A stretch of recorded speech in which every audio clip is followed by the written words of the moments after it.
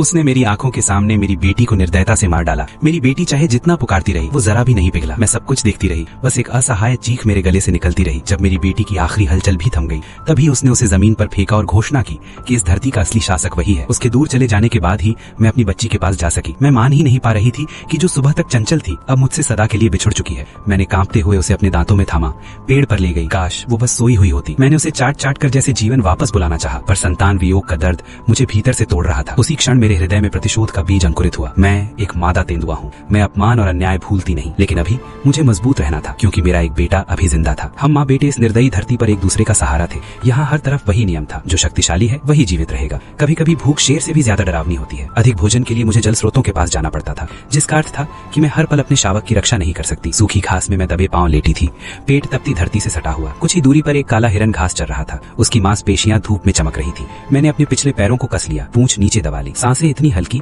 जैसे हवा। दूरी कम हो रही थी, तभी अचानक पेड़ पर बैठी एक गिलहरी की तीखी आवाज गूंजी। हिरन चौकन्ना हुआ और पल भर में भाग निकला। मेरे पंजों ने बस खाली हवा को चीर दिया। मैंने पेड़ की ओर गुस्से से देखा। मैं तेंदुआ हूँ, मैं भूलती नहीं। इस घास भूमि में हर कदम पर खतरा था, शिकार मिलना कठिन होता जा रहा था। ऊपर से जंगली कुत्तों का झुंड पहुंचा। मुझे पेड़ पर चढ़कर जान बचानी पड़ी। अगर मैं नीचे गिरती तो बचना असंभव था। वे पेड़ पर नहीं चढ़ सकते थे, यही मेरी एकमात्र राहत थी। उन्होंने मेरे शावक की गंध भी पकड़ ली थी, पर मेरा बेटा साहसी था, वो भी तुरंत पेड़ पर चढ़ गया और बच गया। सूखे मौसम में शिकार मिलना सौभाग्य था, पर इसका मतलब ये नहीं कि वो सचमुच तुम्हारा ही रहे। फिर वर्षा ऋतु आई, घास भूमि फिर से हरी हुई, शिकार मिलने लगा। एक दिन मैंने शिकार पकड़ा ही था कि वही शेरनी धीरे धीरे मेरी ओर बढ़ी, वही जिसने मेरी बेटी को मारा था। तब मुझे पता चला ये उनका इलाका है और मुझे समझ आ गया मेरा समय आ गया है। मैंने जानबूझकर शिकार को उसकी नजर में रखा। वो लालच में आ गई। मैंने डरने का अभिनय किया और शिकार छोड़कर भागी। जैसा सोचा था वो ही नहीं, उसकी साथी शेरनी भी घोंसले से बाहर निकल आई। पीछे उनके शावक अकेले रह गए। मैं तुरंत वहां पहुंची। कुछ ही देर में वो लौटी और उसने वो दृश्य देखा जो किसी भी माँ के लिए सबसे भयानक होता है। मैं उसके एक शावक को पेड़ पर खींच चुकी थी। मैंने उसे तुरंत नहीं मारा। मैंने इंतजार किया कि वो अपनी आंखों से सब देखे। फिर मैंने वही किया